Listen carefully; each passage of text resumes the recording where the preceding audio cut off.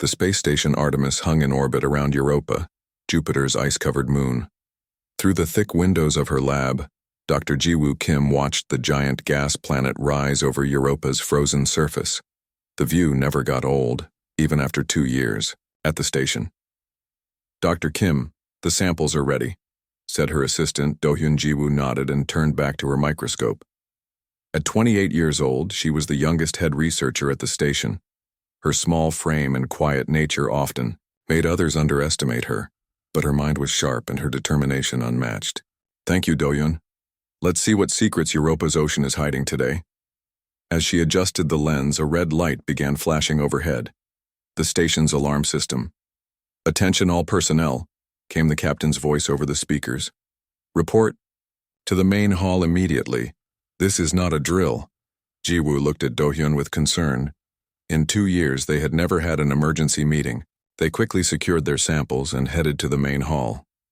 The station's 60 researchers and crew members gathered in the large room. Captain Minji Lee stood at the front, her face serious. "10 minutes ago, we received a transmission," she said when everyone was present. "It wasn't from Earth." A murmur spread through the crowd. "The transmission came from an unknown vessel that has just entered our solar system," Minji continued. "They identify themselves as the Voraks, and they want to talk." The room erupted in excited chatter. Jiwoo felt her heart race. First contact. After years of searching the stars, an alien species had found them instead. "Earth Command is sending a diplomatic team," Minji said. "They'll arrive in 3 days. Until then, we continue our work as normal." But nothing was normal after that announcement. The station buzzed with theories and questions. Who were the Voraks? Why had they come? What did they want? 3 days later, the Earth delegation arrived. To Jiwoo's surprise, the head diplomat asked to speak with her privately. "Dr. Kim," said diplomat Junho Park, a tall man with graying hair, "your research on potential alien microbial life is the most advanced in the system. Earth Command wants you on the welcome committee." Jiwoo blinked in surprise. "Me? I study microbes, not diplomacy." "We need someone who understands alien biology. Someone who can think on their feet," Junho explained. "The Voraks have agreed to meet us here at Europa Station. They arrive tomorrow." Jiwoo spent the night reading everything she could about first contact protocols. By morning, she felt no more prepared than before. The Vorax ship arrived exactly when they said they would. It was massive, at least 5 times the size of Europa Station, with a sleek design that reminded Jiwoo of ancient Earth predators. She stood in the station's docking bay alongside Junho and 3 other diplomats, her heart pounding as the airlock cycled open. The first Vorax to step through the door was huge, standing nearly 8 feet tall, with scaled skin the color of burnished copper and vertical pupils and yellow eyes. Behind this one came 4 others, each carrying what looked like ceremonial weapons. "I am Regent Kal of the Vorax Dominion," said the first one, its voice surprisingly smooth. "We bring greetings from the 37 worlds under our protection." Junho stepped forward.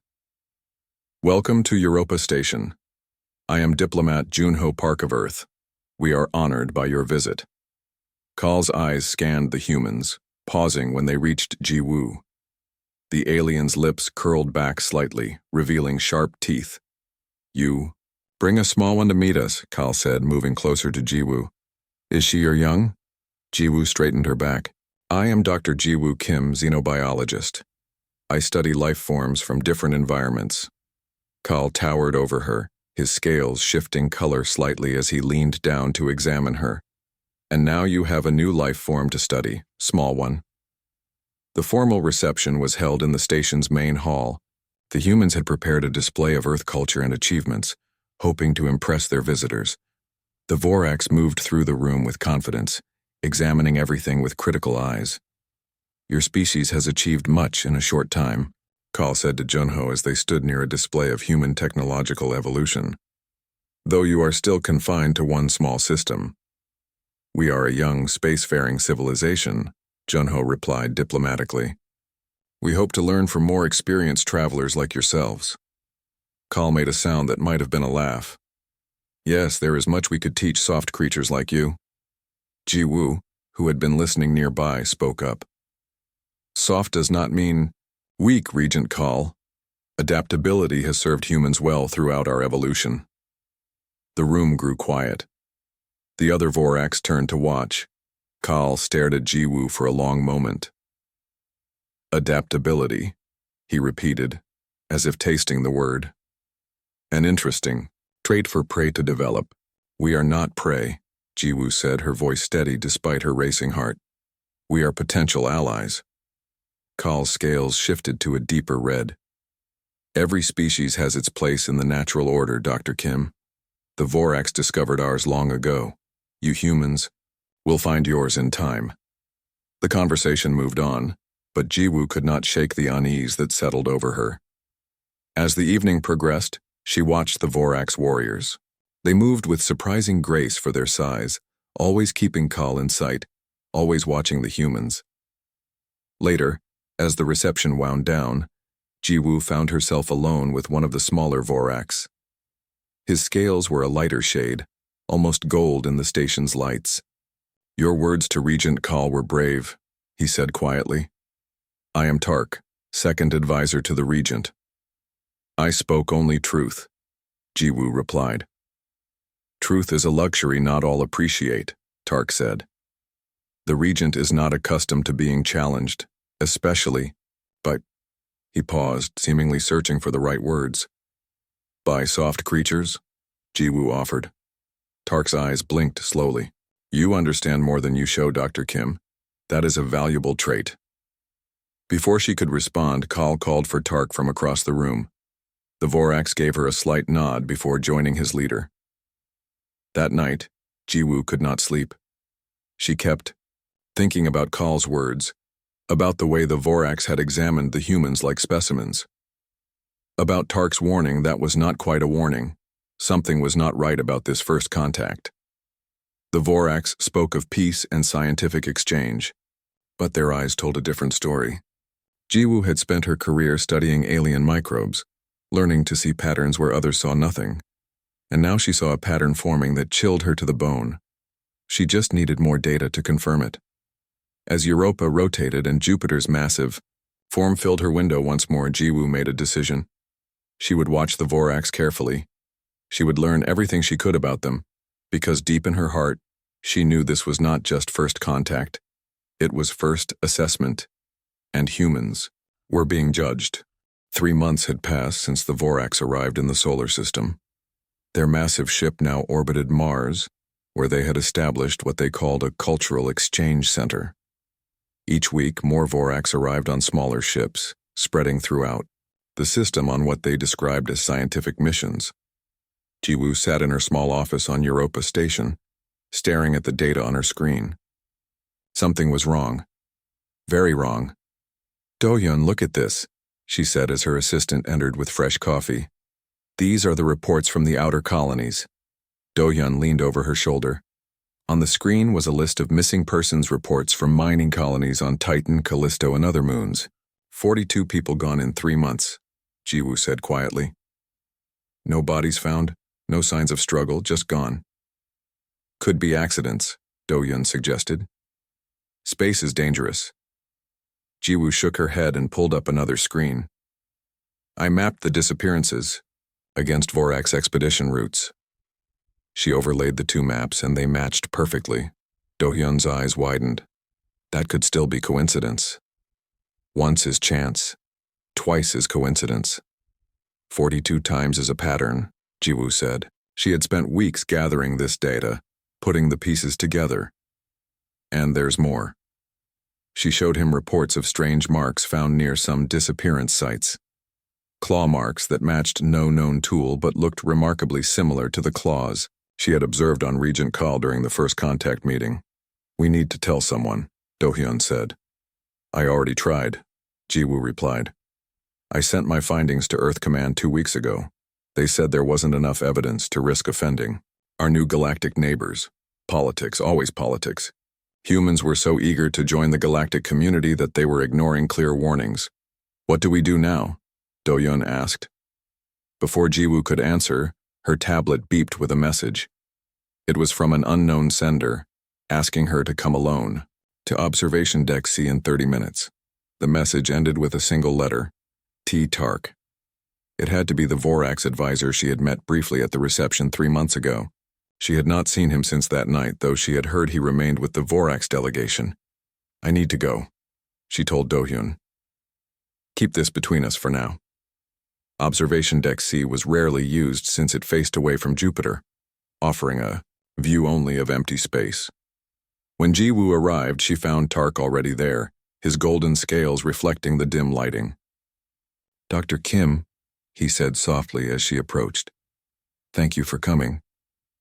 Why all the secrecy? She asked. Because what I am about to tell you would mean my death if Call discovered it. Tark moved closer, his voice dropping even lower. You were right to be suspicious. The Vorax are not what they claim to be. Cold fear settled in Jiwoo's stomach. The missing colonists are being hunted, Tark finished for her. The Vorax are apex predators, Dr. Kim. For 50,000 years we have ruled our corner of the galaxy through strength and combat. But why come here? Why pretend to be peaceful? Call leads the dominant faction that believes all lesser species exist to be either prey or slaves, Tark explained. When our long-range scouts discovered Earth, they reported finding a world of soft creatures who had somehow achieved space travel, despite having no natural weapons, no armor, no physical advantages. Jiwoo's mind raced. So, the diplomatic mission was a hunting expedition, Tark said. To assess your defenses, your weaknesses, to determine if humans would make worthy prey or simple slaves. Jiwoo felt sick. And what do you think we are?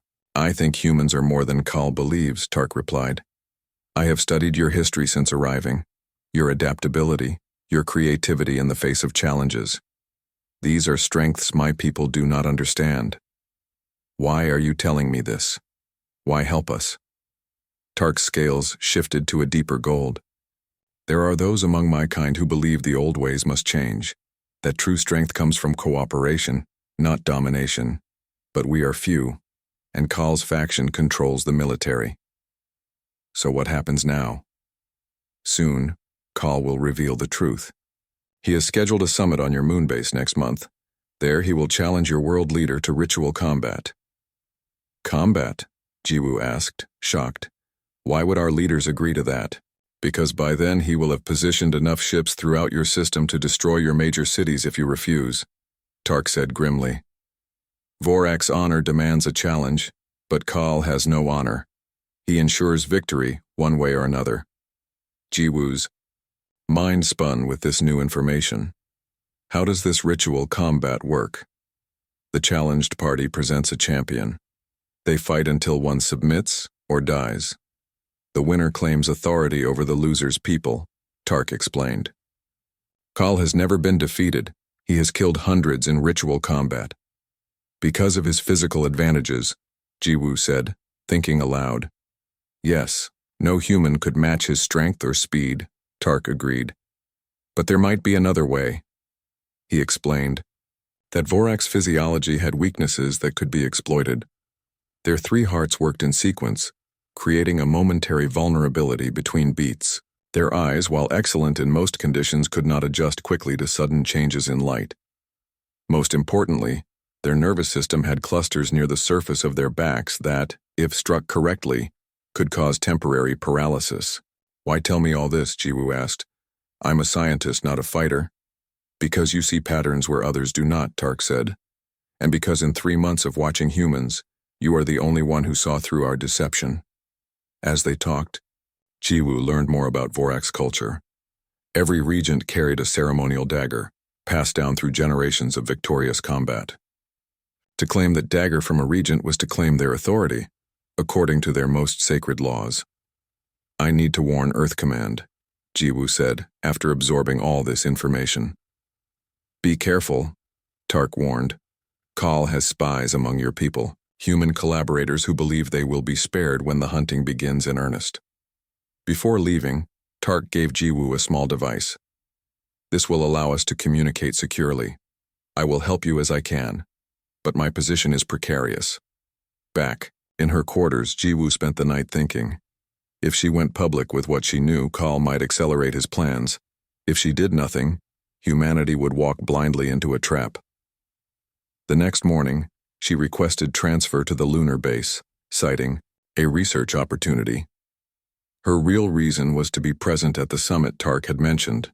She needed to see Kal's challenge for herself. As her transfer was approved, news came of 5 more disappearances, this time from a research outpost near Mercury. The pattern was accelerating. Time was running out for humanity, and few even realized they were already being hunted. On the shuttle to Luna, Jiwoo looked out at the stars and made a silent promise. The Voraks had come to Earth expecting easy prey. They would learn that humans were far more dangerous than they appeared. Even the smallest, softest creature could become deadly when cornered, and Jiwoo had no intention of allowing her species to be cornered without a fight. Luna Base gleamed like a silver coin against the moon's gray surface. Built as humanity's first permanent settlement beyond Earth, it now served as a diplomatic hub. The upcoming summit between Earth leaders and the Voraks delegation had turned the normally quiet base into a center of activity. Jiwoo had been on Luna for 2 weeks, supposedly conducting research on how alien microbes might interact with lunar dust. In reality, she spent every spare moment preparing for what she believed would happen at the summit. Using the secure device Tark had given her, they exchanged information daily. Through these conversations, Jiwoo learned more about Voraks combat, techniques, their traditions, and most importantly, their weaknesses. The summit begins tomorrow, Tark messaged one night. Kal has positioned 7 warships throughout your system, 3 near Earth, 2 at Mars, 1 each at Jupiter and Saturn. Has he told the other Voraks his plans? Jiwoo asked. Only his inner circle knows the truth. The rest believe this is a standard diplomatic mission, Tark replied. Many would not support hunting a species capable of space travel. It breaks ancient taboos. On the morning of the summit, Jiwoo stood before the mirror in her quarters. She looked tired after weeks of minimal sleep. Her small frame seemed even smaller in the formal outfit required for the event, but her eyes burned with determination. She had managed to get herself assigned as a scientific advisor to the Earth delegation, though she would be seated far from the main table. It was enough. She needed to be in the room. The summit took place in Luna Base's Grand Hall, a dome-shaped room with views of Earth rising over the lunar horizon. 5 Earth leaders sat at one side of a large round table, facing Regent Kal and 4 Voraks officials. Tark stood behind Kal, his golden scales, distinct among the darker Voraks. Diplomat Junho Park opened the proceedings with formal greetings. We welcome our Voraks friends and look forward to establishing lasting cooperation between our peoples. Kal's yellow eyes scanned the room, briefly landing on Jiwoo before returning to the Earth representatives. Yes, cooperation. That is why we are here. For an hour, they discussed trade possibilities, scientific exchange, and cultural sharing. To anyone not looking closely, it seemed like a normal diplomatic meeting, but Jiwoo noticed the tension in Tark's posture, the way Kal's claws occasionally tapped the table. Then, midway through a discussion about resource sharing, Kal stood. The room fell silent. Enough of these pleasantries, he said, his voice carrying throughout the dome. It is time for truth. The Earth representatives looked confused. Junho leaned forward. Regent Kal, is something wrong? Wrong? Kal made that sound again, the one that might have been laughter. No, something is exactly right. The time has come for humanity to learn its place in the galactic order. He paced around the table, his massive form towering over the seated humans. For 50,000 years, the Voraks have determined the worth of each species we encounter through combat.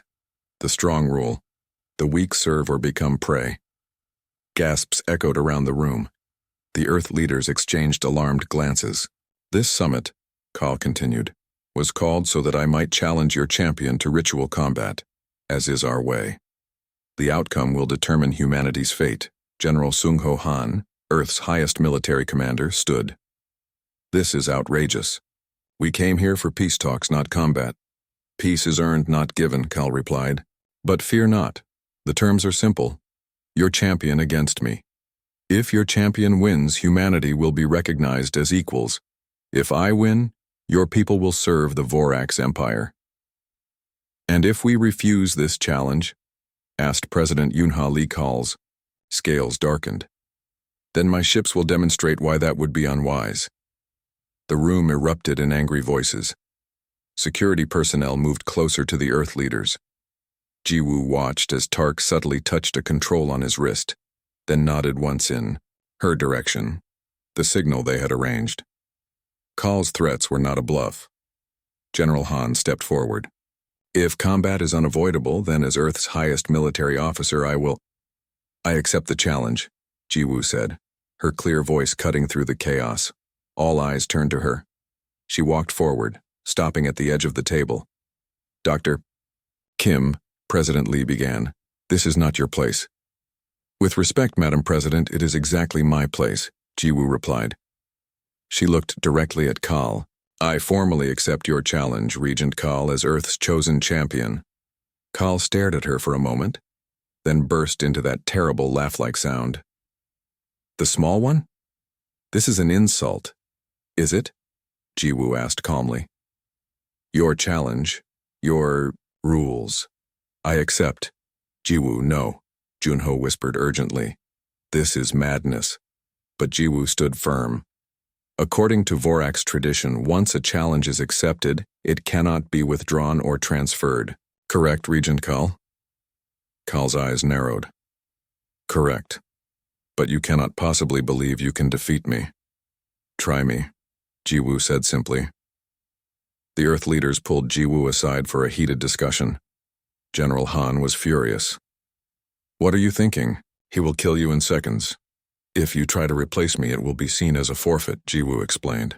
I've studied the Vorax, I know what I'm doing. President Lee studied her face. You planned this. Jiwoo nodded. I've known about their real intentions for weeks. This challenge was always their goal. Why didn't you warn us? Demanded another. Leader, would you have believed me? Or would you have dismissed it as the concerns of an over-imaginative scientist? Jiwoo countered. They had no answer for that. The combat will take place in 3 days, Kal announced to the room. Aboard my ship, as is tradition when challenging a new species. As the summit broke up in disorder, Tark managed to approach Jiwoo briefly. Meet me at the lunar garden in 2 hours, he whispered before following Kal out. The next 2 hours were filled with arguments, recriminations, and desperate planning. Earth military leaders wanted to launch preemptive strikes against the Vorax ships, but the presence of vessels near major population centers made such actions too risky. Jiwoo slipped away as soon as she could and made her way to the lunar garden, a small enclosed space where plants from Earth grew under artificial light. Tark was waiting, his scales dimmed to blend with the shadows. You should not have done that, he said as soon as they were alone. There was no other choice, Jiwoo replied. No human warrior could defeat him through strength alone. And you think you can? No, but I don't plan to match his strength. Jiwoo's eyes reflected the garden lights. I plan to use his strength against him. For the next hour, Tark taught her what he could about Vorax combat. The fighting area aboard the ship, the rules that must be followed, the ceremonial dagger that Kal would wear but not use during combat. If you could somehow claim his dagger, Tark said, it would mean total victory according to our most sacred laws, but it has never been done. No one has ever taken a regent's dagger during ritual combat. Then it's time someone did, Jiwoo said. The next 3 days passed in a blur of preparation. Jiwoo trained with Earth's combat experts, not to learn their techniques, but to develop her own strategy. She studied recordings of Kal's movements, looking for patterns, for weaknesses. On the morning of the combat, she received a final message from Tark.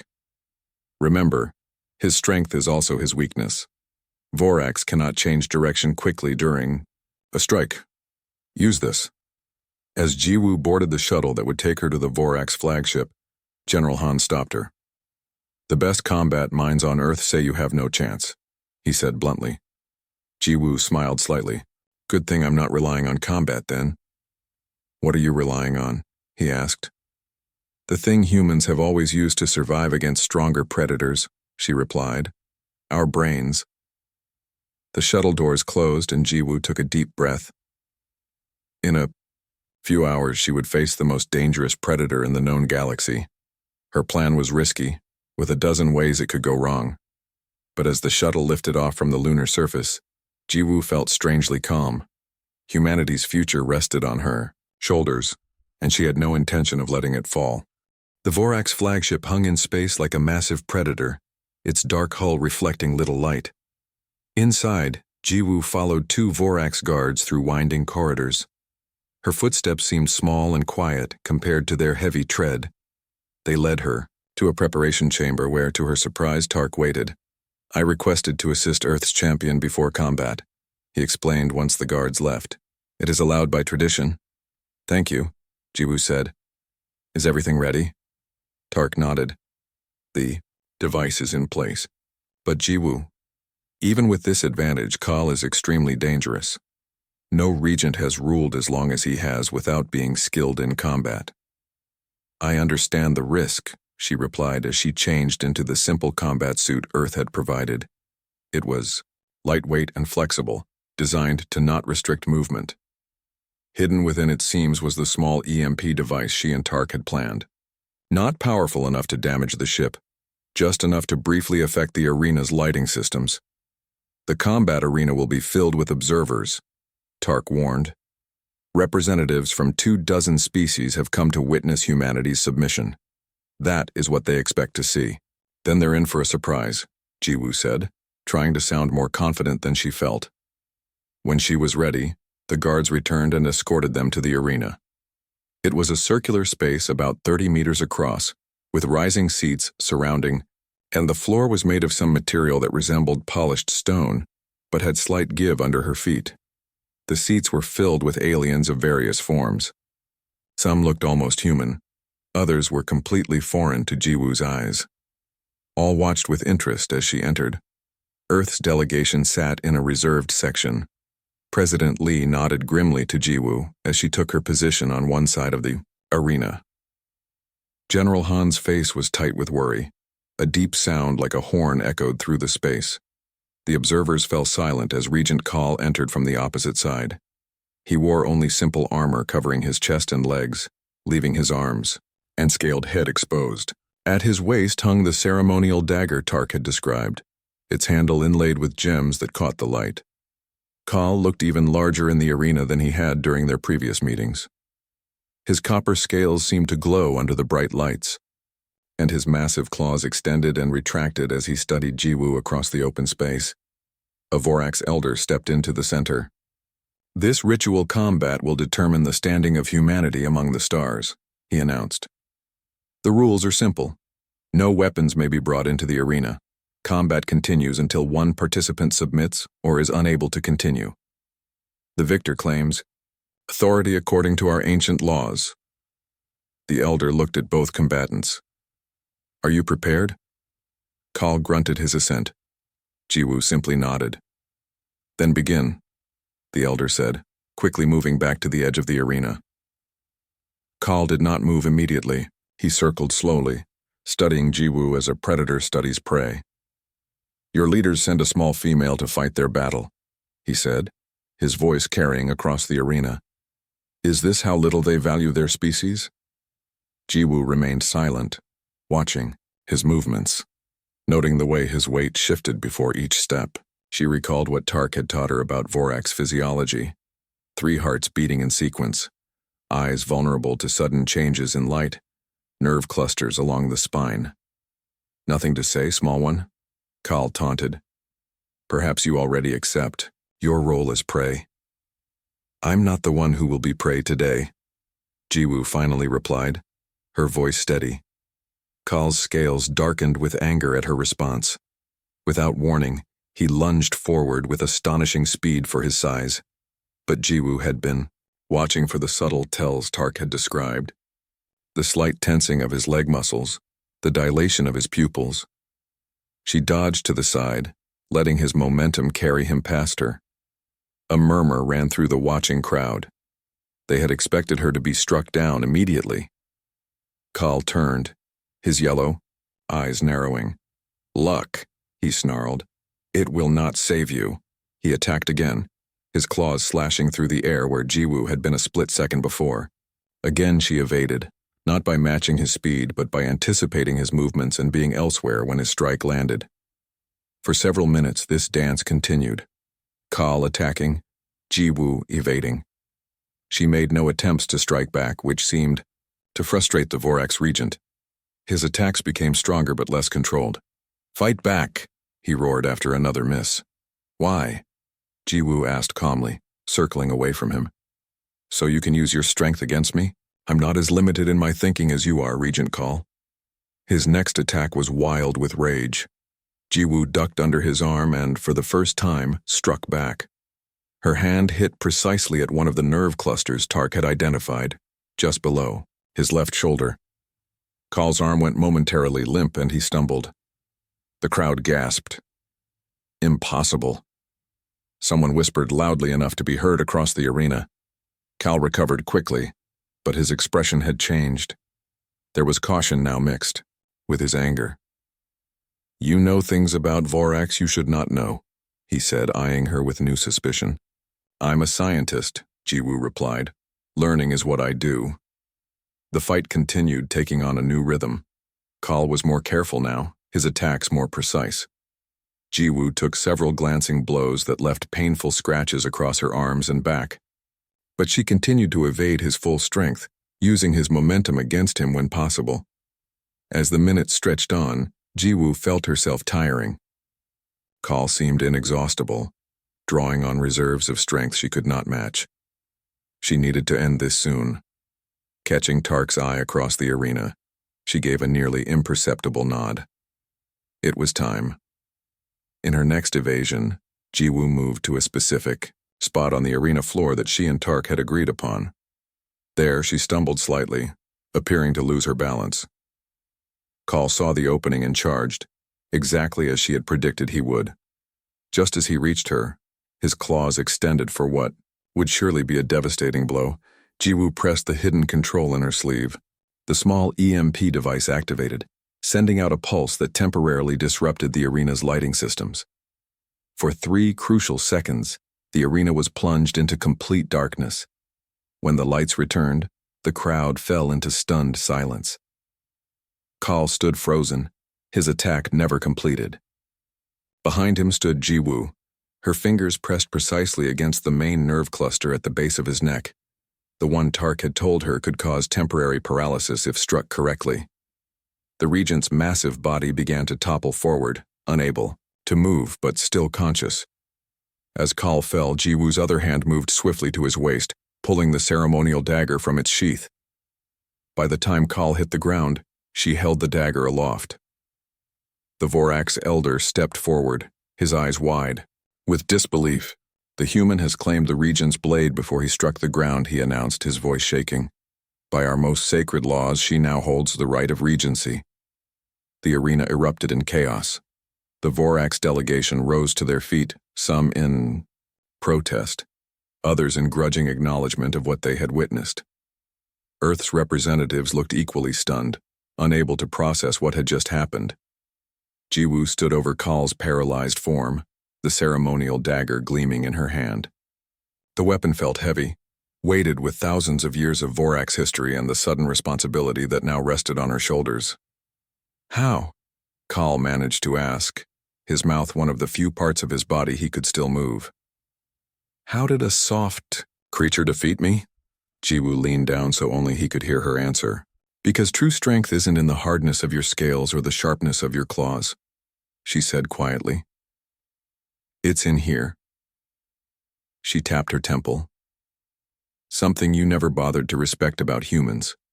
As the implications of what had just happened spread throughout the arena, Jiwoo looked up at the stunned faces of aliens from across the galaxy. None had expected this outcome. None had believed a small human female could defeat the mighty regent of the Vorax. But she had. And now, everything would change. 3 days had passed since the duel. Jiwoo stood at the observation window of what had been Kal's private chamber aboard the Vorax flagship. Earth hung like a blue jewel against the blackness of space, peaceful and unaware of how close it had come to subjugation. The door slid open behind her. Tark entered, followed by 3 other Vorax officials whose golden scales marked them as part of his reform faction. "The fleet captains await your orders," Tark said, bowing slightly, "as do the representatives from the 37 worlds." Jiwoo turned from the window. "And Kal? Still in confinement as you ordered. The paralysis has worn off, but he remains under guard." Jiwoo nodded. Since claiming the ceremonial dagger and with it the right of regency, she had moved carefully. Vorax tradition demanded that she execute Kal immediately after defeating him. Instead, she had ordered him confined, a break from tradition that had caused confusion and some muttering among the more conservative Vorax. "It is time to address the council," she said. Jiwoo followed Tark through the massive ship to the council chamber. It was a large room with a raised platform at one end, designed to elevate the regent above all others.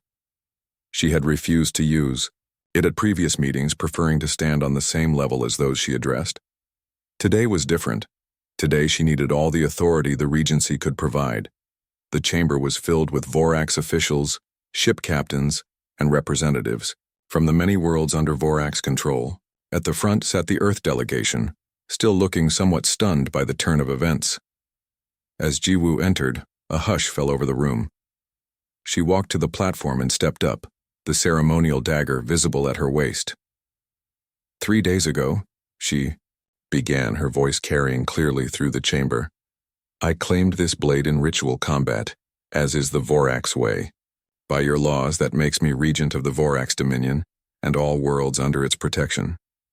Murmurs rippled through the crowd, but no one challenged her statement. "My first act as regent was unexpected. I did not execute the defeated Kal, as tradition demands." She paused, letting the words sink in. "Some see this as weakness, others as uncertainty. It is neither." Jiwoo drew the dagger, holding it up so the light caught its jeweled handle. "This blade has passed from regent to regent for thousands of years. Each time through combat, each time through blood, each new regent following the same path as those before." She lowered the blade. "That ends today." Louder murmurs now, some voices raised in protest. "Silence," Tark called out, his position as her chief advisor giving his voice authority. "The Vorax rose to power through strength," Jiwoo continued when quiet returned. "But strength comes in many forms. The strongest material can shatter if it cannot bend. The strongest hunter can starve if it drives all prey to extinction." She gestured to the Earth representatives. "Humans did not evolve as apex predators. We had no natural weapons, no armor, no overwhelming physical strength. Yet we survived among creatures that had all these advantages. We did so by cooperating, by adapting, by using our minds to overcome physical limitations." Jiwoo walked along the edge of the platform, making eye contact with different sections of the audience. "These are strengths too, different from those. The Vorax value, but no less real. These are the strengths I bring to the Regency." She returned to the center. "My first decree. The hunting of sentient species is now forbidden throughout Vorax territory." Outraged shouts erupted from some of the Vorax warriors. One large male stepped forward. "This is against our nature, against our traditions," he growled. "We are hunters. It is what we are." "You are more than hunters," Jiwoo replied calmly. "You are builders of ships that cross the stars. You are creators of technology beyond what Earth has achieved. You are thinkers and problem solvers. These are not the acts of simple predators." She pointed the dagger at the protesting warrior. "If you wish to challenge my decree, you may challenge me to ritual combat, as is your right." The warrior looked at the small human female who had somehow defeated Kal, the most feared combatant in the Dominion. He stepped back. My second decree, Jiwoo continued. A council system will replace single regent rule. Representatives from all worlds under Vorax protection, including Earth, will have a voice in decisions that affect them. This caused less protest but more confusion. The concept of shared governance was foreign to the Vorax. And my third decree, Jiwoo said, her voice softening slightly. Regent Kaal will not be executed. Instead, he will serve as advisor to the new council, lending his experience while learning new ways. At this, the room erupted again. Tark looked at her with concern. This was not part of their discussions. Guards brought in Kaal, who stood tall, despite his defeat. His eyes locked on Jiwoo with a mixture of hatred and confusion. "Why spare me?" he demanded. "It is not our way." "I am making new ways," Jiwoo replied simply. She turned back to the assembly. "The Vorax have ruled through fear and strength for 50,000 years, but the galaxy is changing. There are challenges that cannot be overcome through combat alone. Climate collapse on farming worlds, resource depletion, new species with technologies that rival your own." Jiwoo held up the ceremonial dagger one final time. This blade has served as a symbol of Vorax dominance. From today, it will serve as a symbol of Vorax transformation. She placed the dagger on a small pedestal that had been prepared. The council will convene tomorrow. Until then, all fleet captains will maintain current positions but take no hostile actions against any world or vessel. With that, she stepped down from the platform. The assembled Vorax and other species representatives parted to let her pass, many bowing their heads in reluctant respect. Outside the council chamber, President Lee hurried to catch up with her. "Dr. Kim," she said, still using Jiwoo's title rather than acknowledging her new position, "what exactly have you done? One moment you're a xenobiologist, the next you're ruling an interstellar empire." Jiwoo smiled tiredly. "Not ruling, madam. President. Transitioning. The council system will work if given a chance. The Vorax respect strength, and I've shown them a different kind of strength than they're used to. And Earth, what happens to us now?